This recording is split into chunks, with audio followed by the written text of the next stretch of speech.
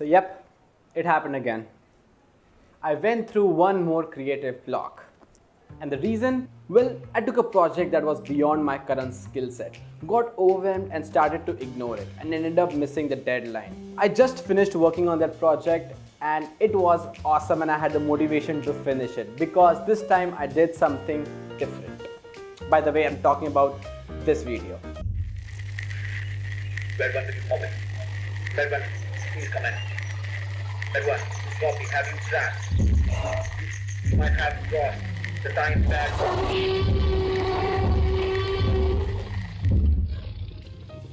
Initially, when I used to go through creative block, I used to question my passion and dedication for my work. I would feel guilty for not being able to think properly because I would feel I was not capable enough to be on this path. So basically, creative blocks were like a living nightmares for me. But the more creative blocks that I've been through, the more I understand that this whole feeling of a creative block is very common. Creative blocks are like check engine lights in a car. They are the signal from your brain to slow down. Having this change in mindset helped a lot, but we still need a way out of it. So what shall be done? Well, simple. Let your brain rest. It's okay to miss a deadline by a few days rather than feeling guilty throughout the whole process. It's not worth it. Everybody has a different time span for their creative blocks, and these time spans can be reduced if you train your mind right. But remember, they can be reduced but not completely removed. Because just like any other muscle in your body, even your brain needs time to relax. So for you to navigate properly through a creative block, I have created a two-step process that can help you get through it.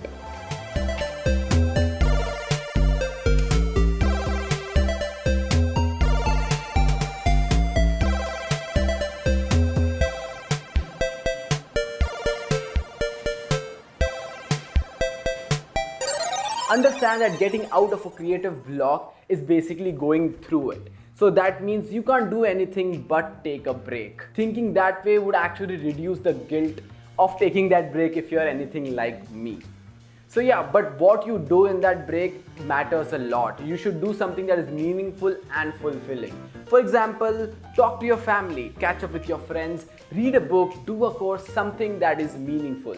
I personally try to avoid binge watching shows because I feel that tires my mind even more.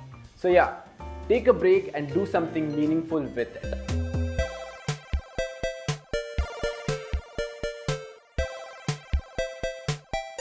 Step number 2, go do your thing. I'd say a 2-day break would be enough if you spend it right, but the important thing is to not get comfortable in that zone because creative block is all about pushing through. It's basically like you walking in a pool until you reach the ladder. It's tough and it's difficult, but it's actually rewarding.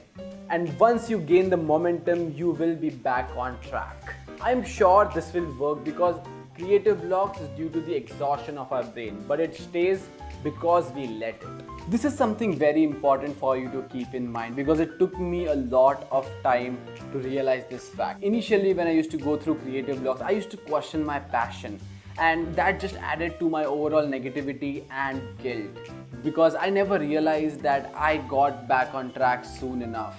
Which means that it was not related to my passion or my lack of passion. It was basically the exhaustion of my mind. Don't question your passion when it comes to a creative block, because if you are actually feeling guilty that you're going through a creative block for something you do, you're actually very passionate about it. And that's awesome.